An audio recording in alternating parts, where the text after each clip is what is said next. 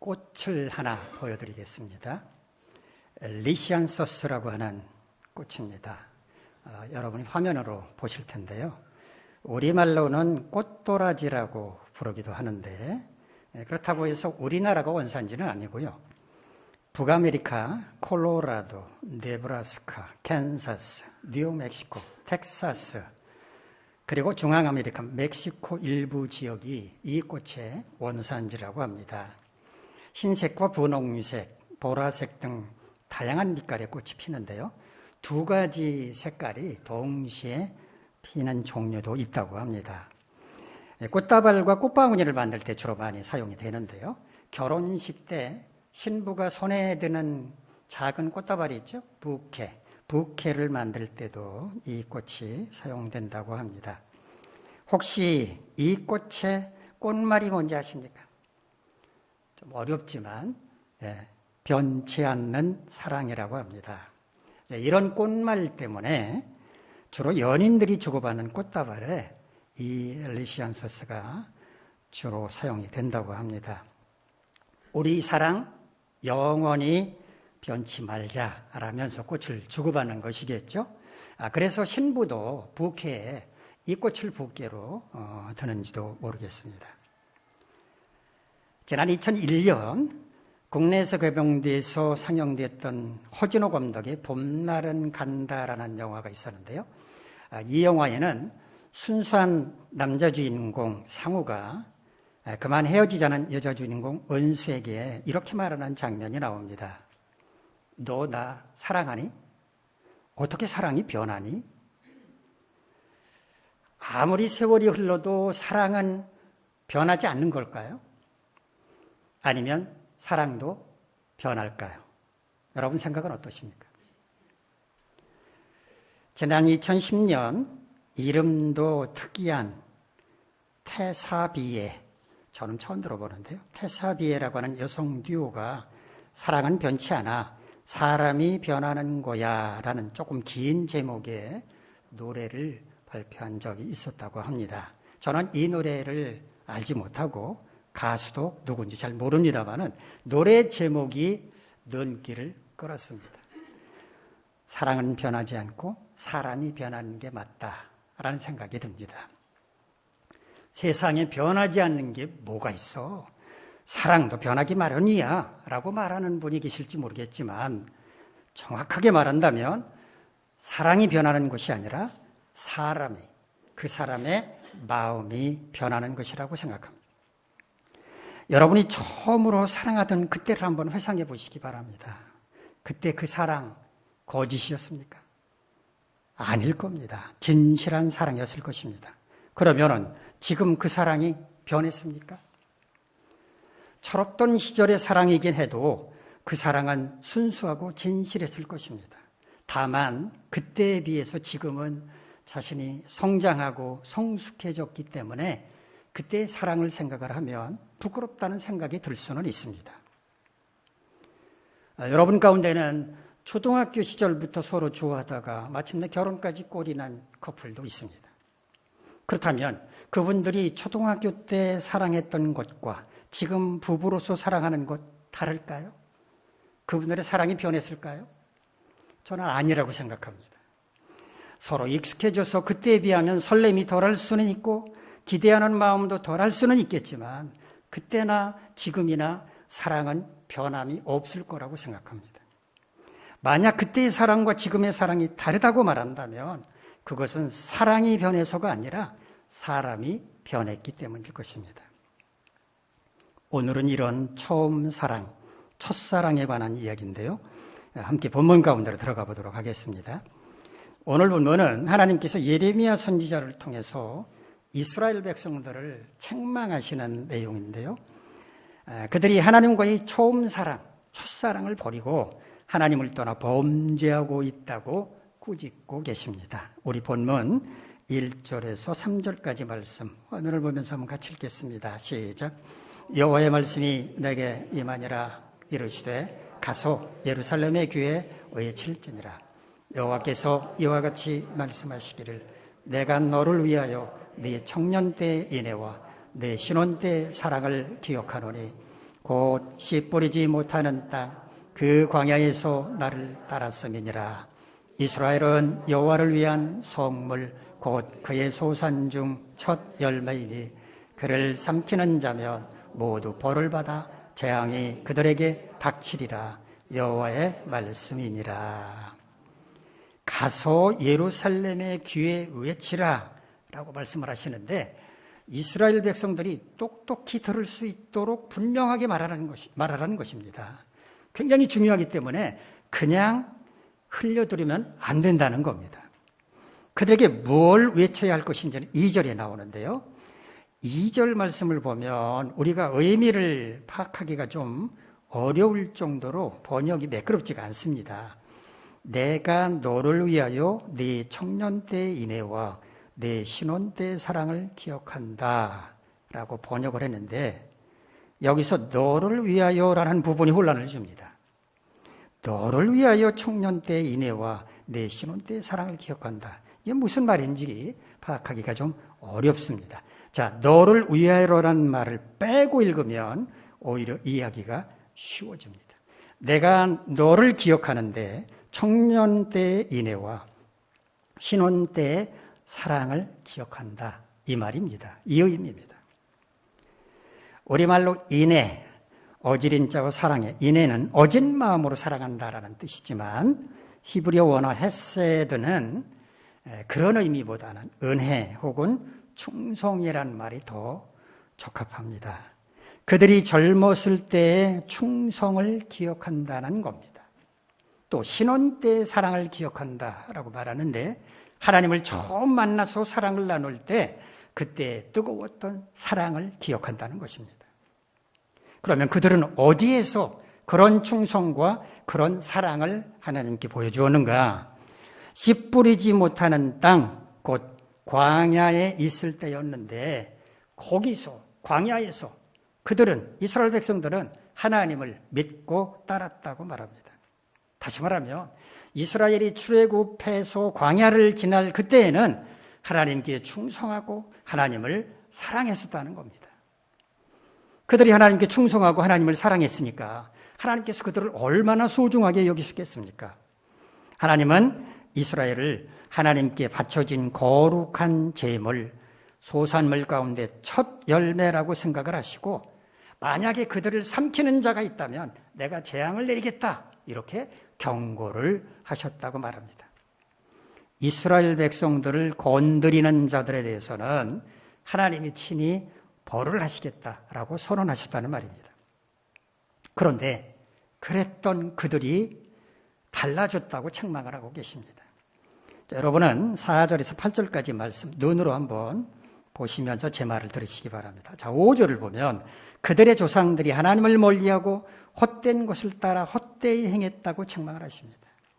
광야에서는 하나님께 충성하고 하나님을 사랑했었지만 가나안 땅에 들어가서 정착하고 나자 하나님을 배신한 채 이방신을 따라가 헛되이 행했다는 것입니다. 6절을 보면 그들을 애굽 땅에서 인도하여 내시고 광야를 무사히 통과하게 하셨던 하나님의 은혜를 망각한 채 하나님이 어디 계시느냐 말하지 않았다고 책망하십니다. 하나님을 멀리한 채 자기 멋대로 살았다는 겁니다. 7절을 보면 하나님께서 그들을 젖과 꿀이 흐르는 땅, 기름지고 아름다운 가나안 땅으로 인도하셨음에도 불구하고 그들은 하나님께서 허락하신 그 땅을 더럽혔고 역겨운 곳으로 만들었다고 책망을 하십니다. 각종 우상들을 만들어 섬기는 것을 말씀하신 겁니다. 8절을 보면 그들의 지도자들까지도 타락했다고 책망을 하십니다. 제사장들은 하나님을 찾지도 않고, 율법을 다루는 학자들은 하나님을 알지도 못하고, 관리자들은 하나님을 반역하고, 선지자들은 바알의 이름으로 예언하고 하나님의 말씀이 아닌 무익한 것들을 따랐다고 책망을 하십니다. 한마디로 말하면 그들은 광야를 지날 때는 하나님께 충성을 다하고 하나님을 사랑했었지만 하나님께서 예비해 두신 가나안 땅에 정착하고 난 뒤에는 처음의 충성과 처음의 사랑을 버리고 타락했다고 질타하고 계시는 겁니다. 아무리 흉악한 죄를 저지른 사람이라고 할지라도 예수 그리스도께서 십자가에서 흘리신 보혈이 자신의 죄를 깨끗하게 씻어준다는 것을 믿고 그리스도를 영접하면 구원을 얻을 수 있다라고 하는 것이 복음의 진리이고 우리는 그 복음의 진리를 믿고 있습니다. 이 진리는 세월이 흘러도 변함이 없기 때문에 우리는 영원히 변치 않는 진리를 믿고 따르는 사람들입니다. 하나님께서 우리를 사랑하신다는 것 역시 영원토록 변질될 수 없는 진리입니다. 또한 하나님을 향한 우리의 사랑, 그것도 결코 변해서는 안 되는 것입니다. 그러나 이스라엘 백성들은 그렇지 않았습니다. 힘들고 어려운 광야를 지날 때는 하나님을 사랑하다가 하나님의 은혜로 가나안 땅에 들어가서 먹고 살만해지자 하나님을 배반하고 떠나서 전방지축, 하늘 방향이 어디고 땅의 축이 어딘지 모르는 사람들처럼 자기들 마음대로 제멋대로 범죄하며 살았습니다. 우리는 처음 사랑을 잃어버리지 말아야 합니다. 사람들과의 사랑도 그래야 마땅하지만 특히 하나님과의 사랑은 더욱 그래야 합니다. 우리가 처음 사랑을 잃어버리면 안 되는 이유가 뭘까요? 처음 사랑을 잃어버리면 관계가 파탄나고 말기 때문입니다. 누구나 사랑할 때는 모든 것을 아낌없이 쏟아붓습니다. 시간도 물질도 자신의 마음까지도 몽땅 쏟아붓습니다. 왜 그럴까요? 그 사랑이 자신의 인생의 전부라고 생각하기 때문입니다. 그런데 어느 한쪽의 사랑이 식어졌다는 것을 느낀다면 다른 한쪽의 마음은 어떻겠습니까? 인생이 무너져 내리는 것 같을 것입니다. 그래서 첫사랑의 상처는 오랫동안 아물지 않는 것입니다. 아무튼 어느 한쪽의 잘못 때문이었든지 혹은 이심전심 양쪽의 마음이 변했기 때문이든지 처음 사랑이 깨어지게 되었다고 가정을 한번 해봅시다. 이럴 때 두 사람의 관계는 파탄나고 말 것입니다.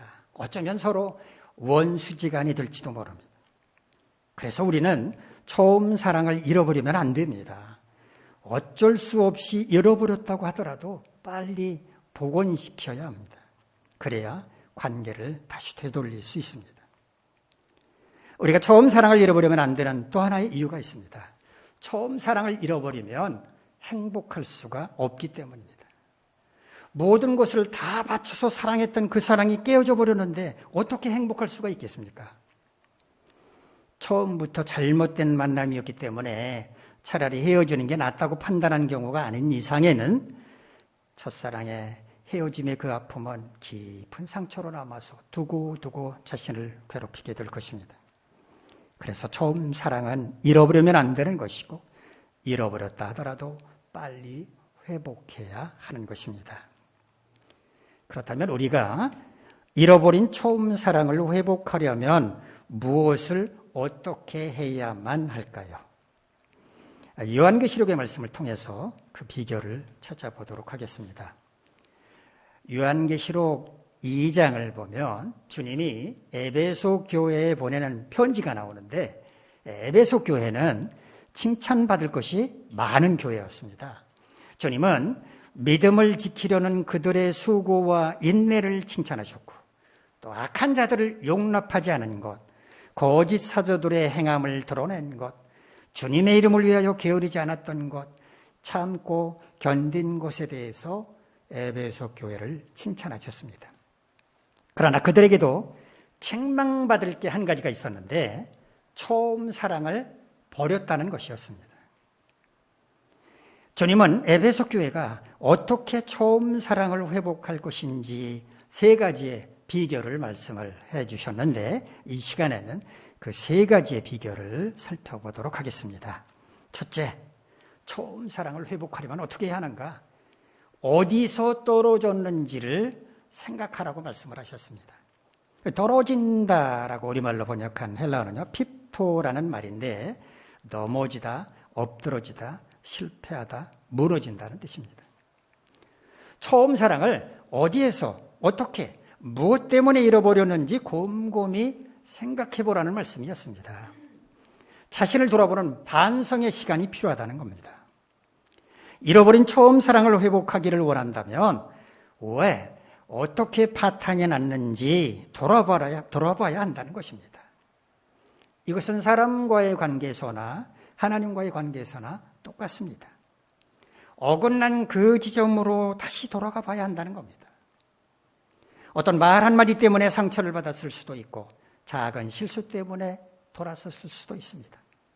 사탄의 유혹에 넘어가서 하나님의 말씀을 경홀히 여겼거나 하나님의 명령을 가볍게 여겼기 때문일 수도 있습니다.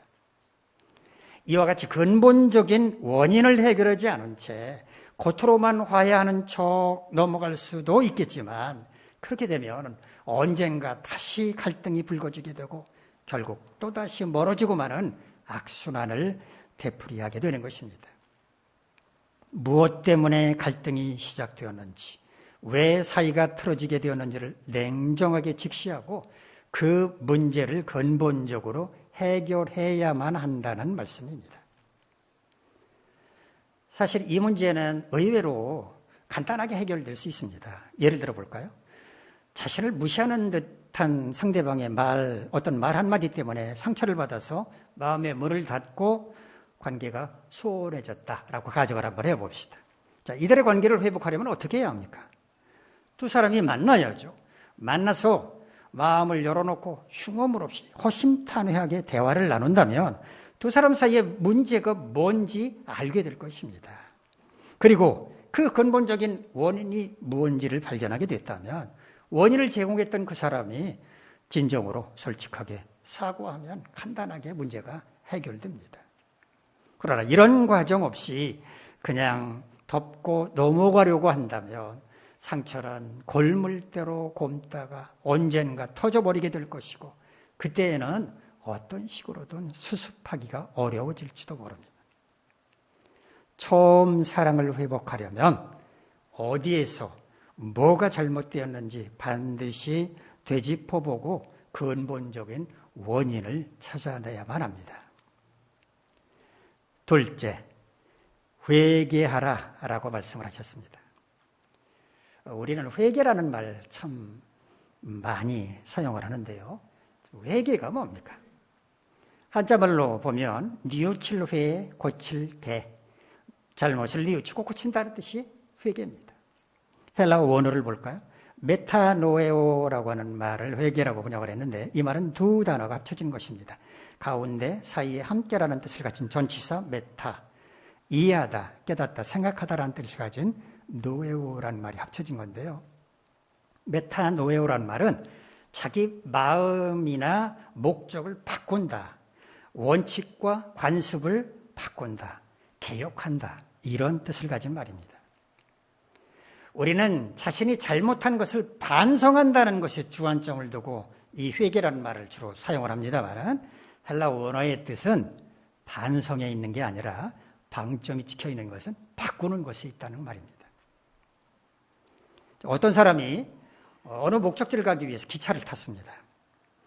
짐을 선반 위에 내려놓고 느긋한 마음으로 창밖을 바라보고 있던 그가 갑자기 기차를 잘못 탔구나 하는 생각이 들었습니다. 자신의 목적지와는 정반대 방향으로 가고 있는 기차를 탔다고 생각을 했습니다. 자, 그러면 이 사람은 어떻게 해야 합니까? 하나님께 무릎 꿇고 기도해야 될까요? 하나님, 기차 가는 방향을 돌려주십시오. 기도할까요? 아니면 기차 안을 두루두루 다니면서 청소도 하고 노약자들을 돌봐주는 선행을 하면 될까요? 그가 그렇게 한다면 사람들 그를 보고 칭찬을 하겠죠. 아유, 착한 사람이야 라고 말을 할지 모르지만 그가 가고자 하는 목적지에 도달할 수는 없습니다. 방향이 다르기 때문입니다. 이 사람이 목적지에 가고자 한다면 기차를 잘못 탔구나 판단을 하는 순간 즉시 다음 정류장에서 내려야 합니다. 그리고 올바른 방향으로 가는 기차를 바꿔 타야 합니다. 회개란 자신이 잘못되었다는 것을 진정으로 깨닫기만 하면 되는 게 아니라 깨달은 즉시 다른 방향으로 전환하는 것으로 의미합니다. 자신을 돌아봄으로써 처음 사랑이 어디에서부터 틀어졌는지 그 근본적인 원인을 찾아냈다면 내가 잘못했구나 반성만 하고 끝날 게 아니라 잘못한 그것을 근본적으로 바꾸어야만 한다는 것입니다. 사소한 말 한마디 때문에 파탄이 났다면 이제부터는 말을 조심하기로 결단해야 한다는 겁니다.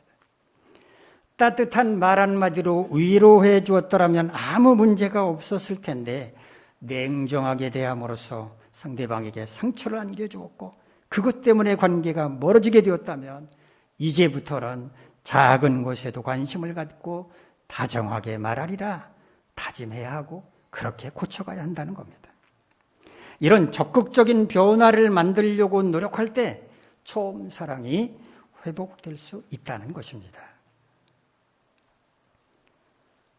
미국에서 야구 선수로 크게 성공한 어떤 사람이 있었습니다. 그 높은 인기에 편승을 해서 좀 방탕한 생활을 하고 있었답니다. 그러던 어느 날 우연히 어느 교회 예배에 참석했다가 극적으로 주님을 만나게 됐습니다.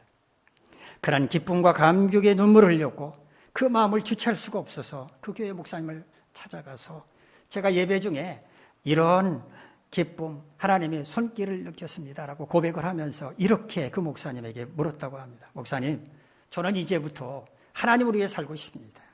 하나님께 쓰임을 받으려면 제가 어떻게 해야 하겠습니까? 목사님은 그에게 이렇게 조언을 해주셨답니다. 하루에 딱 1시간만 변하면 됩니다. 하루에 15분 동안 성경 말씀을 묵상하십시오. 15분 동안 기도하십시오. 15분 동안 당신이 만난 하나님을 다른 사람에게 전하십시오. 그리고 나머지 15분 동안 선행을 실천하며 살아가십시오. 그러면 당신은 평생 하나님께 쓰임을 받게 될 것입니다. 그날부터 이 선수는 목사님이 주신 그 원칙대로 살았다고 합니다. 그가 주님을 만난 나이는 24살 때였는데 그로부터 49년 동안 무려 90만 명에게 복음을 전했다고 합니다. 전도자 윌리엄 애슬리 썬데이 이야기입니다. 처음 사랑을 회복하는데 가장 중요한 게 뭡니까? 라고 묻는다면 바로 회개라고 말할 수 있겠습니다. 상대방은 나의 어떤 실수나 행위에 대해서 실망하고 마음에 물을 닫고 관계마저 단절해 버렸기 때문에 웬만한 노력이 없이는 회복하는 게 어렵습니다. 그러나 내가 진정으로 변화된 모습을 보여준다면 상대방도 마음을 돌이킬 수 있을 것입니다. 회개는 내가 이제부터 근본적인 변화를 보여주겠다는 적극적인 의지가 있다는 것을 보여주는 것이기 때문에 처음 사랑을 회복하는데 가장 중요하다고 말할 수 있습니다. 셋째, 처음 행위를 가지라고 말씀을 하셨습니다. 여기 가진다라는 말은요, 헬라어 포이에오란 말인데요, 만들다, 달성하다, 행한다라는 뜻입니다. 처음 사랑할 때 보여주었던 그 행위대로 하라는 것입니다. 처음 사랑할 때 모든 것을 다 바쳤다면 그대로, 달콤한 말로 사랑을 속삭였다면 그대로, 어떤 실수와 허물도 용납했다면 그대로 하라는 것입니다. 설령 상대방이 자신이 어떤 행위에 실망해서 돌아섰다고 하더라도 그가 돌이켜 처음 사랑할 때 그 행위대로 행한다면 상대방도 그 마음을 돌이킬 것이라고 하는 말씀입니다. 우리가 흔히 초심으로 돌아간다라는 말을 합니다. 언제 이런 말을 합니까? 뭔가 문제가 복잡하게 얽힘으로써 난맥상을 보여주게 됐을 때 초심으로 돌아가 봐라 라는 충고를 합니다. 초심이 뭡니까? 처음 품었던 마음입니다. 사람들은 대개 처음에는 순수한 마음을 품습니다. 그러나 일이 잘 되게 되면 우쭐해져서 그 마음이 변합니다. 욕심도 생기고 교만함도 생겨서 처음 마음이 변질되고 마는 것입니다. 사람과의 관계에서도 처음 마음이 중요합니다. 처음에는 내가 먼저 희생하고 섬기겠다고 다짐을 하지만 점차 그 마음이 변해서 대접을 받으려고 합니다. 무엇이든지 다 받아주던 너그러운 마음도 사사건건 지적하고 책망하는 태도로 바뀝니다. 그러므로 처음 사랑을 회복하려고 한다면 처음 사랑을 나누던 그때의 마음과 행위를 회복해야 하는 것입니다. 내가 그동안 잘못된 길로 벗어났었는데 이제 제자리로 돌아왔다고 하는 것을 보여줘야 하는 것입니다. 하나님은 만일 에베소 교회가 처음 사랑을 회복하지 않는다면 촛대를 그 자리에서 옮길 것이라고 말씀을 하셨습니다. 촛대를 옮긴다는 게 무슨 의미였을까요? 교회로서의 사명을 거두시겠다는 의미였습니다. 그들이 하나님과의 처음 사랑을 회복하지 않는다면 교회다운 교회가 될 수 없을 것이므로 그런 교회라면 주님이 포기하시겠다는 경고를 하신 것입니다.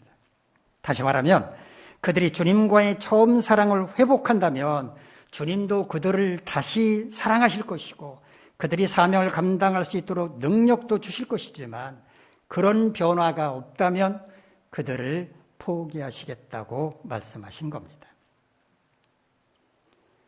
혹시 누군가의 관계가 단절된 상태는 아닙니까? 하나님과의 관계는 어떻습니까?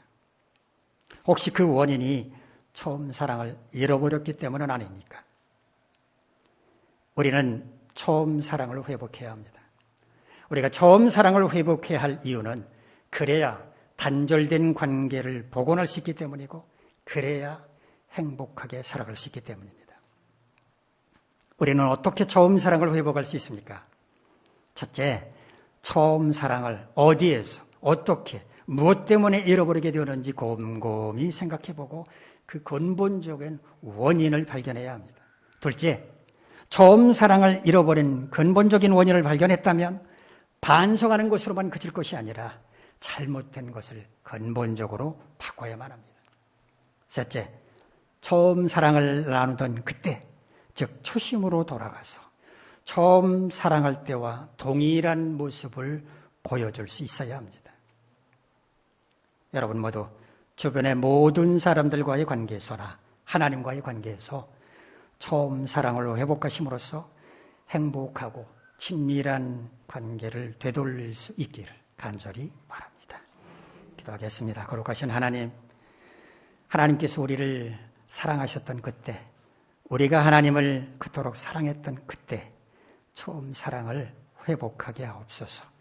어디에서 무엇이 잘못되었는지를 점검하고 그 근본 원인을 되돌림으로 해서 하나님과의 관계를 회복하고 사람들과의 관계를 회복함으로 우리의 삶이 행복하고 우리의 신앙생활이 행복할 수 있게 하옵소서. 예수님의 이름으로 기도하옵나이다.